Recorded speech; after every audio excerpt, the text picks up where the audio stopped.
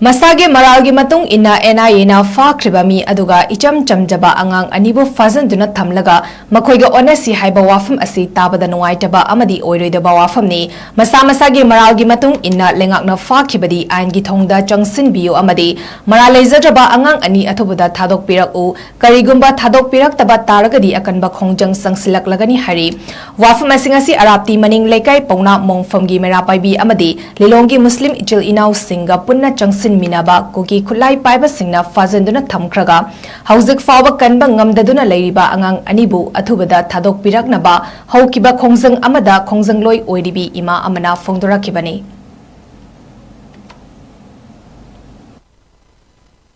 Arati Manilaikai, Pauna Mongfamgi Mera Pibi Sing, Aduba Equagi Sangli Koliba, Muslim is in our Sinsiga, collaboration Toraga Punanga Sigi Konjanga Sokajaban. Zati Yamana. Zati yamagi mibu phajale heraga makhoi zati gi mi maran gi matung ina phaba adubu thadoro aduga mauchina je na haiba se masi yamna na taisa da bata bada yamna nungai ta bata bagni aduna phari ba mi adusu masa gi enai na phaba do masa gi maran gi matung ina adum ain gi oiba thong da sanction biyo aduga aikhoi gi maran leijada ba isa ani phari ba adudi maram sung cha de madu athuba matam da thado pira o madu thadorati bawbadi aikhoi Palekana akan bakongjang changjan gini hai base ngasi gi